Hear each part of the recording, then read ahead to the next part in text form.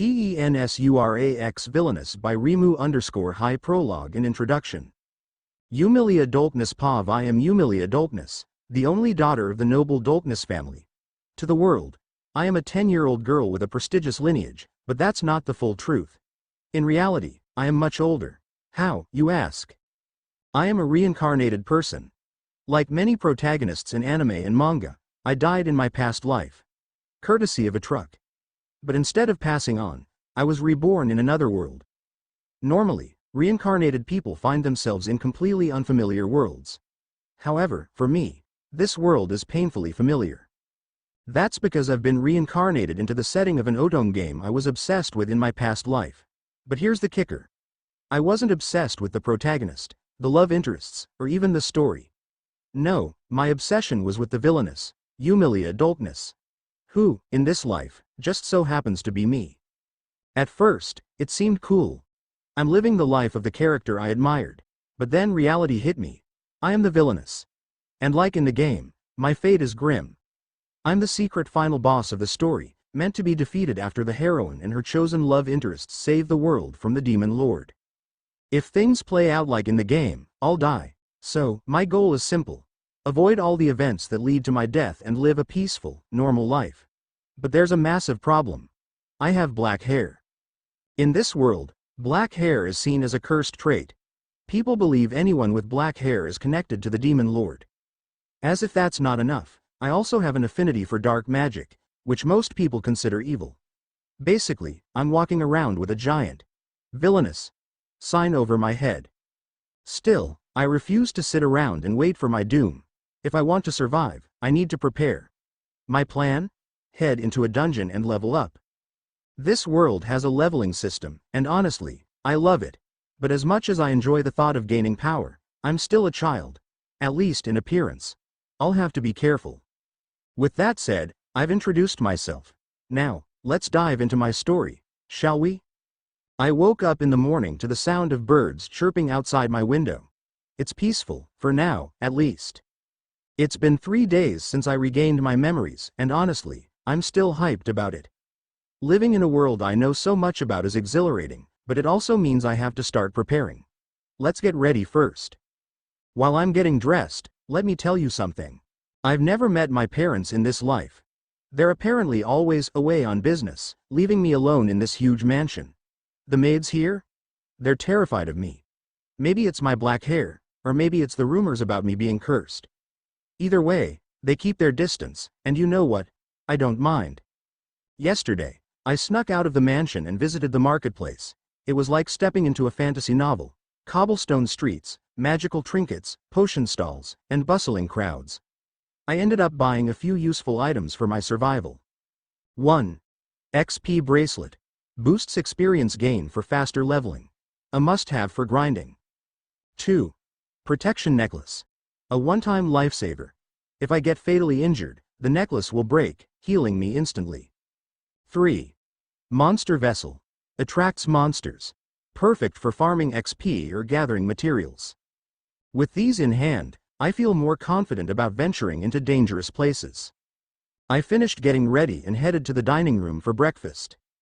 "Young lady, your food is ready," one of the maids said, her voice trembling slightly. "Thanks," I replied casually as I sat down to eat. The maids all kept their distance, as usual, huddling at the far side of the room. Their fear of me was almost comical, but I didn't let it bother me. I focused on my meal. After eating, I decided to head to the library.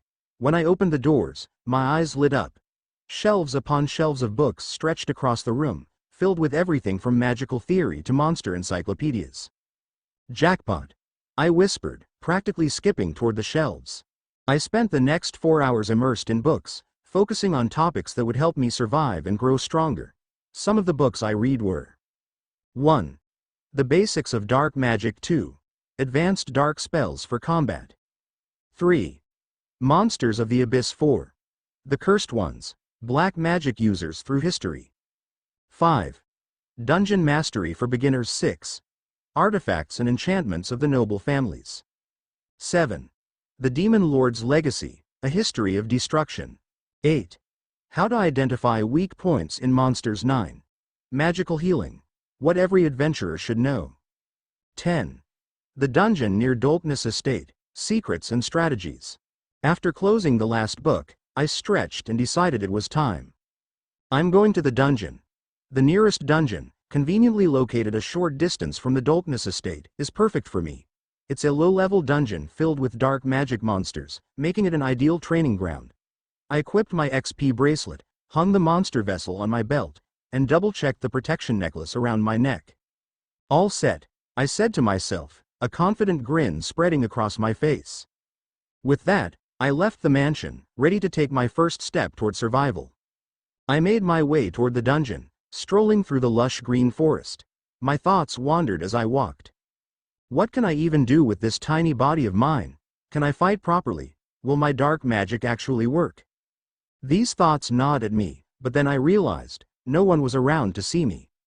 That meant, all right, time for some fantasy practice. I raised my fists and began punching the air. Ha, ha, take that. I swung at an imaginary opponent. It felt ridiculous but fun. I really am in a fantasy world now. My mood was lifted as I continued my antics, but then, out of nowhere, a slime bounced onto the path ahead of me. It was tiny, round, and wobbled adorably with every jump. My first thought was, it's so cute. But I quickly reminded myself, this was the perfect chance to test my dark magic. All right, lil guy, sorry about this. I raised my hand, channeling dark energy. A swirling mass of shadows gathered at my fingertips as I aimed at the slime. Dark shot. The spell zipped toward the slime, hitting it directly. The poor creature squealed and popped into a puff of smoke, leaving behind a small mana crystal. Huh. Well, that's a decent start. I picked up the mana crystal and continued my journey. At the dungeon, after 20 minutes of walking through dense greenery, I finally arrived at the dungeon. It was just as I remembered from the game. A massive stone gate covered in moss, radiating an ominous aura. All right, Yumilia, let's do this. With a deep breath, I pushed open the heavy gate. It creaked loudly as I stepped inside. The air grew colder, and the light dimmed, replaced by the eerie glow of magical torches lining the walls. As soon as I entered, I activated the monster vessel, hanging it from my belt. Its magic pulsed faintly, attracting nearby monsters. Sure enough, within seconds, the sound of growls and shuffling echoed through the dungeon. The first wave had arrived. A group of goblins armed with crude clubs. Time to shine, I said, drawing my tiny sword. The first goblin charged at me, but I quickly sidestepped and slashed at its side with my sword. It stumbled, and I finished it with a small burst of dark magic to the face. 3 more goblins followed, surrounding me. Dark chain, I shouted, sending tendrils of shadow to bind 2 of them. With a quick swing of my sword, I struck the 3rd goblin down. The bound goblins flailed helplessly, giving me an opening to eliminate them with precise strikes.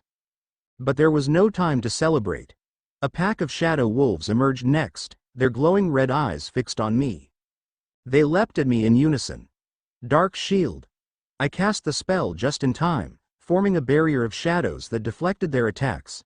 The wolves staggered back, giving me the opportunity to strike. I unleashed Dark Wave, a sweeping arc of shadow energy, which took out 2 wolves. The remaining wolf lunged, but I ducked and countered with a quick thrust of my sword. Panting slightly, I wiped the sweat from my brow. By the time the battle ended, I had fought 20 monsters in total, a mix of goblins, wolves, and bats.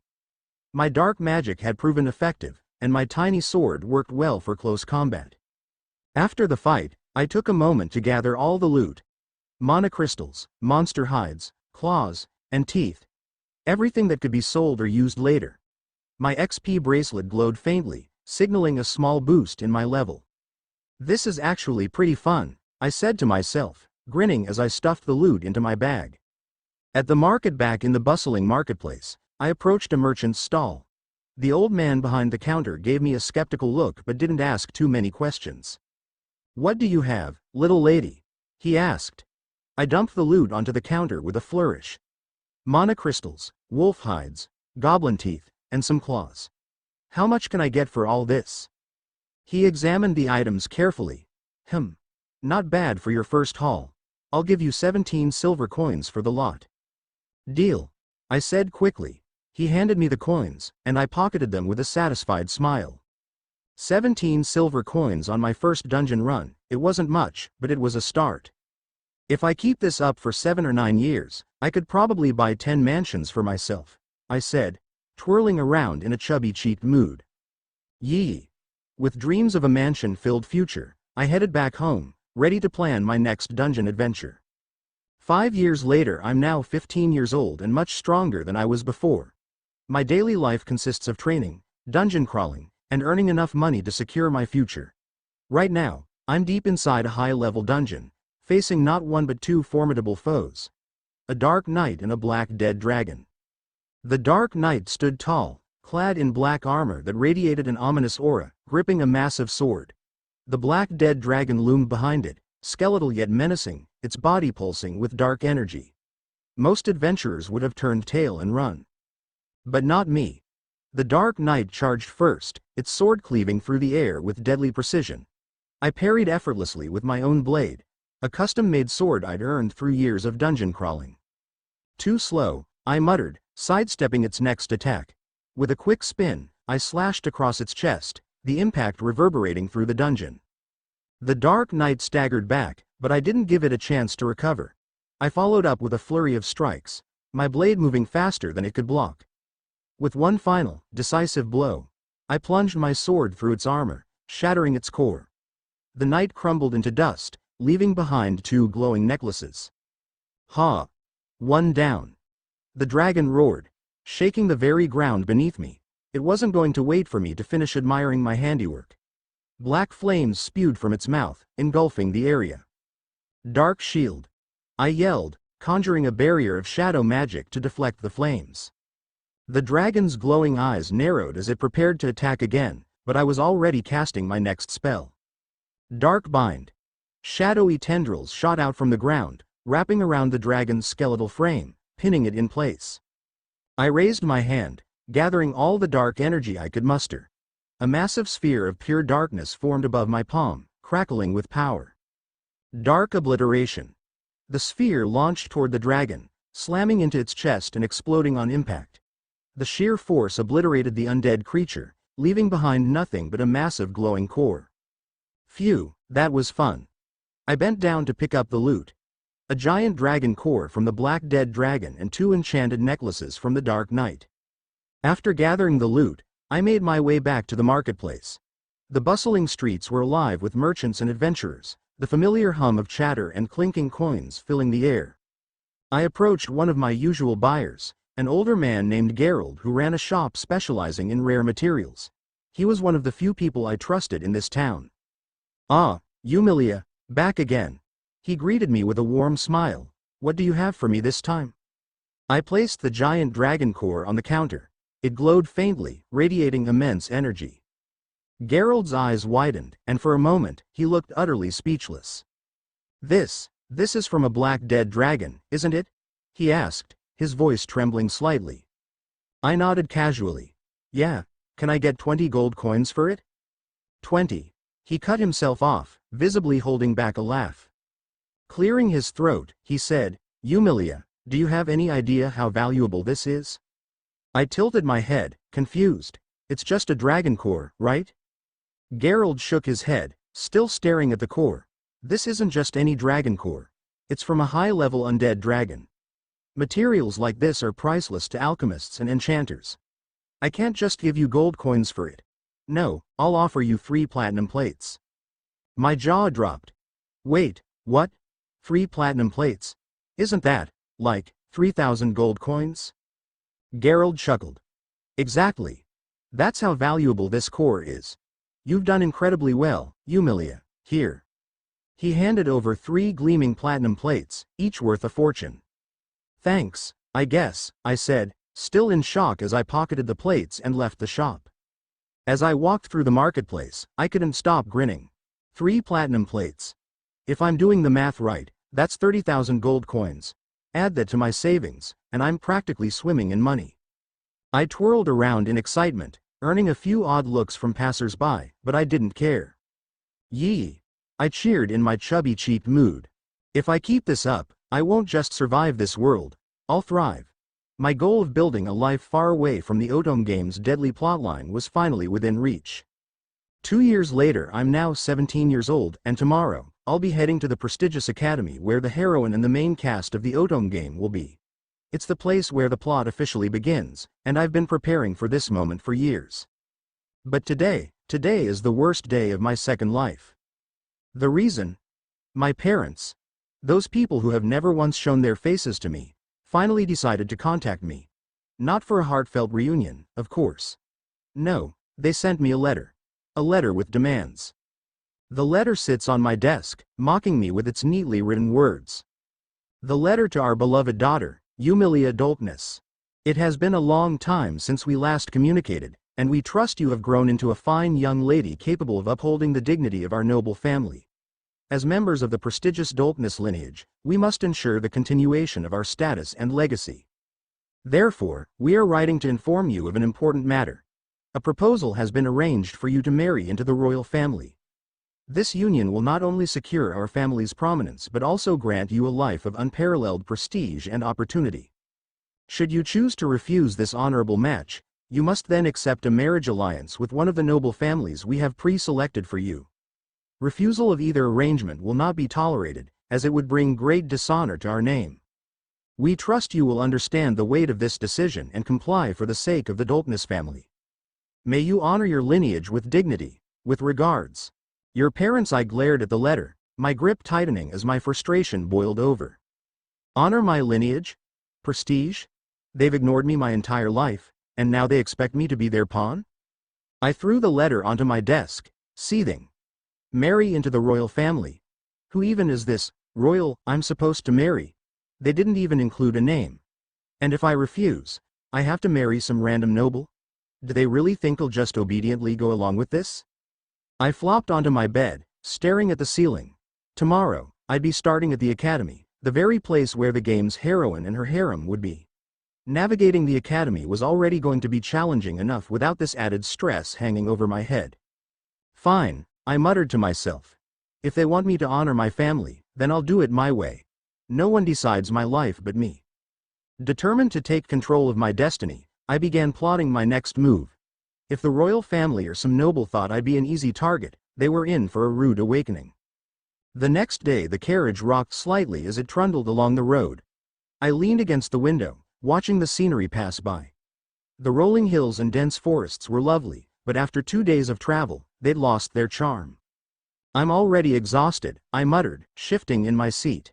My maid, Eleanor, who had been silent most of the ride, looked at me with concern. Young lady, we'll be arriving shortly. Please endure it just a little longer. I sighed. I know, but being stuck in this carriage for so long has been torture. At the academy gates finally, we arrived. It was nearly 6 p.m., though my pocket watch showed it was 5:30. Standing before the gates of the prestigious academy, I couldn't help but feel a pang of nervousness. The gates towered high, intricate designs etched into the iron. Beyond them, I could see sprawling buildings, lush gardens, and fountains. The academy was even grander than I had imagined. Eleanor stepped out of the carriage first and extended her hand to help me. I took it, stepping down onto the cobblestone path. This is it, I whispered. As I walked through the gates, memories of the game flooded my mind. This was the very place where the heroine first met two of the main love interests. William, the aloof yet charming third male lead, and Edwin, the second prince and the game's primary love interest. That fateful night had set the entire story into motion. I pushed the thoughts aside. I wasn't here to follow the game's script. Eleanor and I made our way straight to my dormitory. It was a private room, as expected for someone of my noble standing. The room was spacious and tastefully decorated, with a large canopy bed, an ornate desk, and a window overlooking the academy grounds. The moment we stepped inside, I dropped my bag on the floor and flopped onto the bed. Young Lady Yumilia, Eleanor said, a hint of disapproval in her voice. May I suggest you change your clothes first before you rest? I groaned, burying my face in the pillows. Do I have to? It would be improper to sleep in your travel attire, she replied firmly. Fine, I grumbled, rolling off the bed. Eleanor guided me to the wardrobe. She selected a simple yet elegant nightgown made of soft silk, a pale lavender color with delicate lace trim at the neckline and cuffs. She helped me out of my travel outfit, a formal dress in dark blue with a fitted bodice and high collar, and handed me the nightgown. "Thank you, Eleanor," I said as I slipped it on. The fabric felt cool against my skin, and I immediately felt more relaxed. I sat at the vanity for a moment as Eleanor brushed my hair, tying it into a loose braid for the night. "There," she said, stepping back. I nodded and returned to bed. As I laid down and pulled the soft blankets over myself, I couldn't help but feel a mix of anticipation and dread. Tomorrow, I would officially begin my life at the academy, surrounded by the very characters I had tried so hard to avoid for years. "Let's see how this goes," I murmured to myself, closing my eyes. My mind raced with thoughts of the days ahead, but soon exhaustion took over and I drifted into a deep sleep.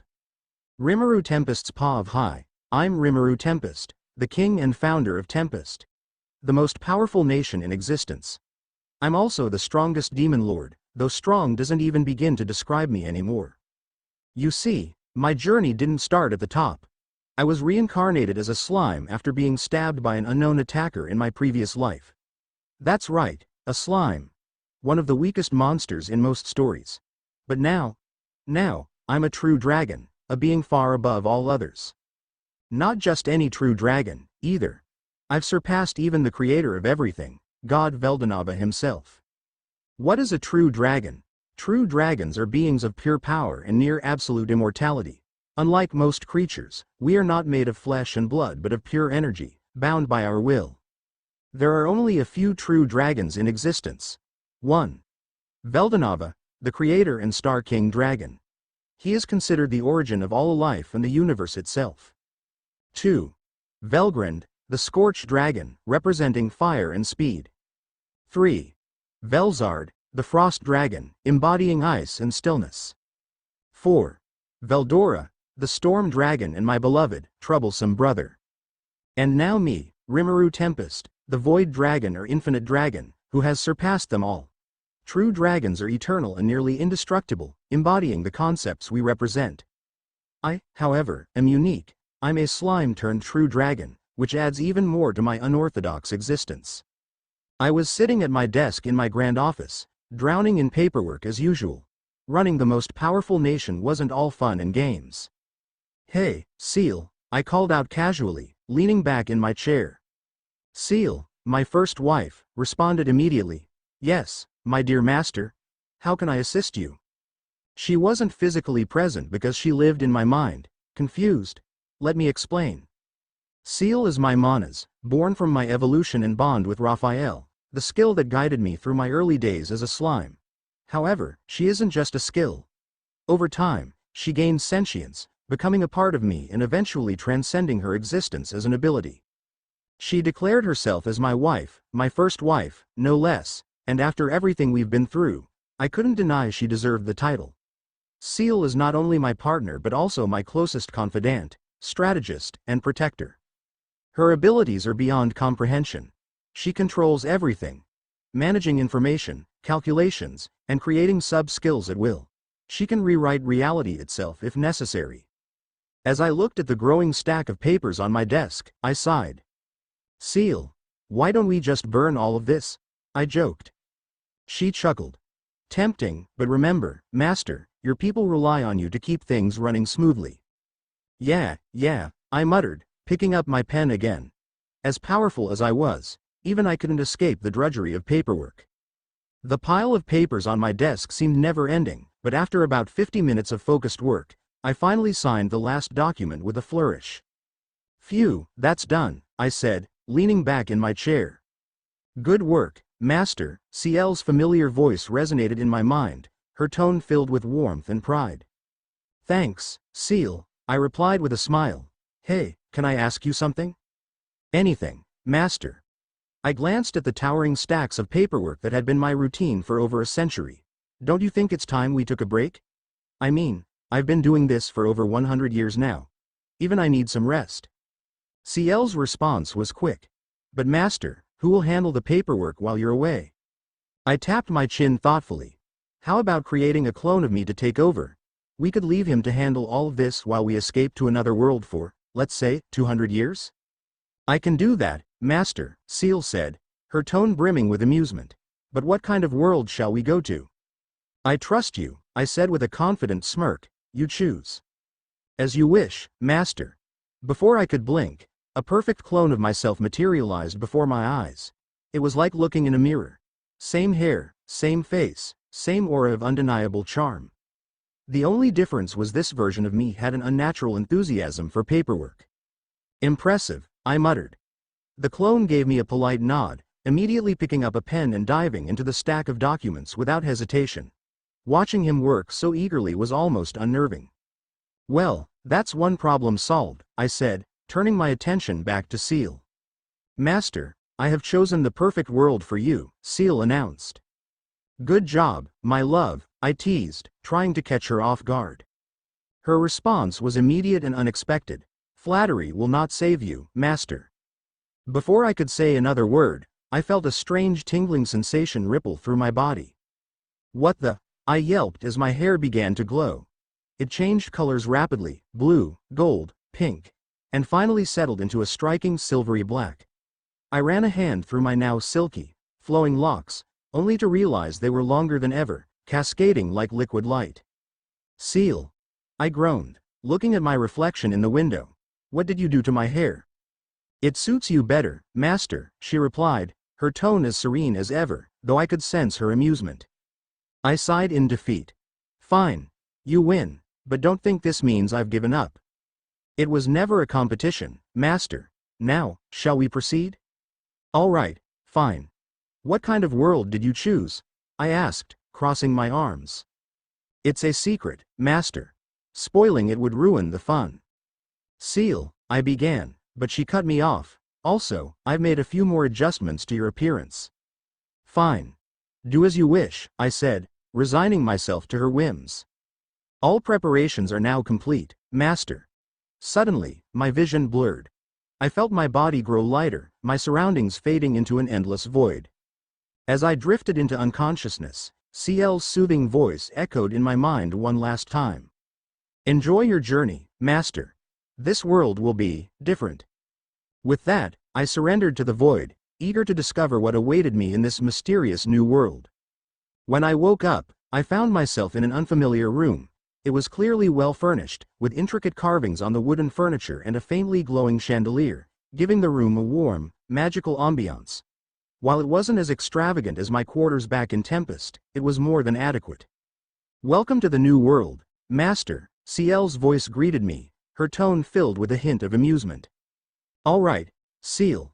Where am I, and what kind of world did you bring me to this time?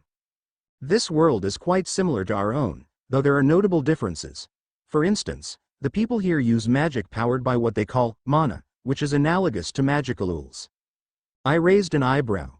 So, another fantasy world, huh? Absolutely, master. Good, I said, stretching.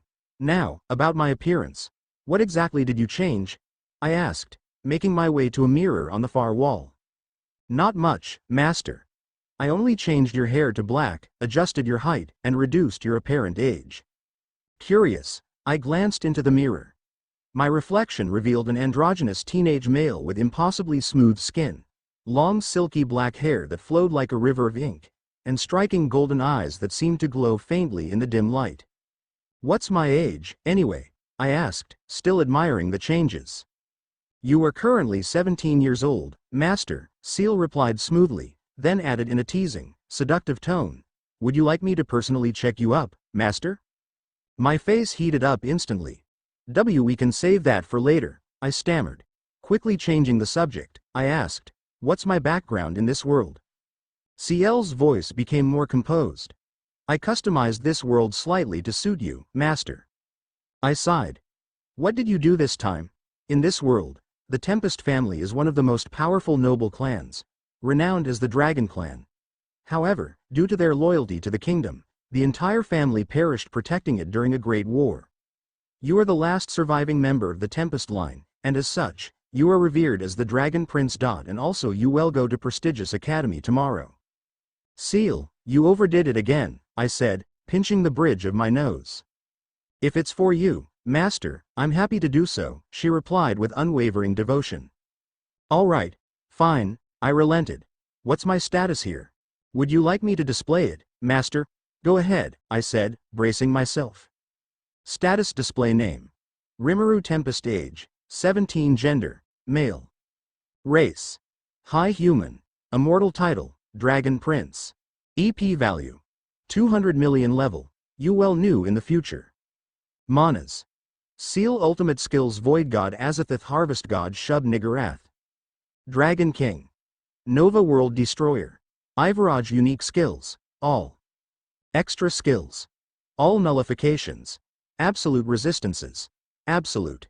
Appearance extremely long, silky black hair, golden eyes, androgynous teenage male appearance, slim body with soft, smooth skin. End of status, Master. I let out a low whistle. Wow, Seal. You really went all out on this one.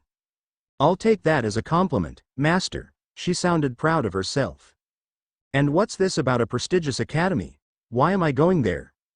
Because it will be entertaining, Seal replied cheerfully. Well, when you put it that way, how can I say no to my wife? I said with a small smile. Absolutely, she agreed, satisfaction evident in her voice. All right, I guess I'll sleep for now. Tomorrow is going to be interesting.